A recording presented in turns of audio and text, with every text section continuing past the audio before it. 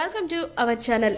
ఈరోజు మన వీడియోలో విజయ్ సేతుపతి ఇంకా నిత్య మీనన్ జంటగా నటించిన సర్ మేడం మూవీ రివ్యూ అయితే తెలుసుకుందాం.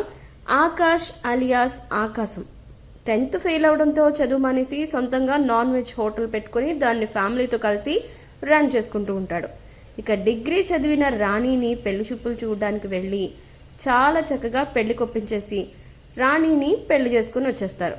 సో ఇద్దరు ఒకరినొకరు ఇష్టపడి పెళ్లి చేసుకున్న తర్వాత నుంచి కొంచెం విషయాల్లో గొడవలు పడుతూ ఉంటారు. ఇలా అపార్థాలు పెరిగిపోయి డివోర్స్ తీసుకునే వరకు వెళ్ళిపోతారు. మరి వీరిద్దరి మధ్య ఉన్న గొడవలకి కారణం ఏంటి, మరి వీరిద్దరూ కలిసారా లేదా అనేది తెలియాలంటే సినిమాని స్క్రీన్ మీద చూడాల్సిందే. స్టోరీ నెరేషన్ విషయానికి వస్తే కోలీవుడ్ యాక్టరే అయిన మన విజయ్ సేతుపతి మల్టీ లాంగ్వేజెస్లో మంచి పేరు తెచ్చుకున్నారు. ఇక నిత్య మీనన్ సంగతి చెప్పక్కర్లేదు. మంచి పర్ఫార్మర్గా ఇప్పటికే చాలా మంచి పాపులారిటీ సంపాదించుకున్నారు. సో కంటెంట్తో సంబంధం లేకుండా వీళ్ళిద్దరి యాక్టింగ్ అండ్ ఎంటర్టైన్మెంట్ కోసం థియేటర్కి వెళ్లే ప్రేక్షకులు కూడా ఉన్నారు. అంతా విడిగివిడిగా చాలా గుర్తింపు తెచ్చుకున్న వీళ్ళిద్దరూ కలిసి యాక్ట్ చేస్తే ఎలా ఉంటుంది మీరే ఆలోచించండి.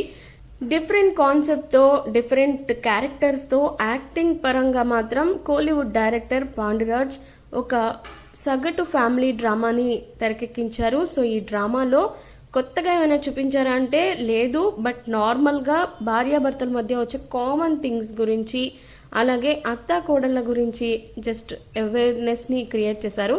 సో విజయ్ సేతుపతి ఇంకా నిత్య మీనన్ ఎప్పట్లాగే క్యారెక్టర్స్లో చాలా టర్న్ అయ్యారు అండ్ కొన్ని కామెడీ సీన్స్ వర్కౌట్ అయినా కోలీవుడ్ అంటే తమిళ్ లాంగ్వేజ్ అనేది కొంచెం డామినేట్ చేసింది.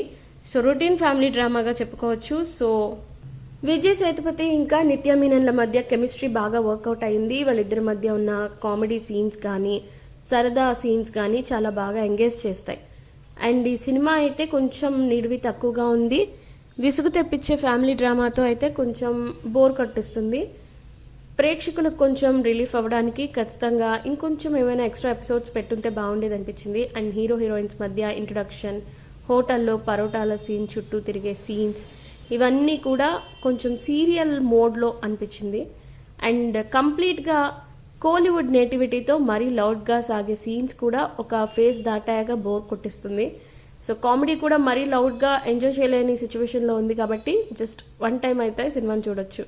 సో యాక్టర్స్ పరంగా చూసుకున్నట్లయితే విజయ్ సేతుపతి యాక్టింగ్కి వంకబెట్టడానికి ఏమీ ఉండదు. అఫ్ కోర్స్ మన అందరికీ తెలిసిందే, ఆకాశం క్యారెక్టర్లో చాలా బాగా యాక్ట్ చేశారు.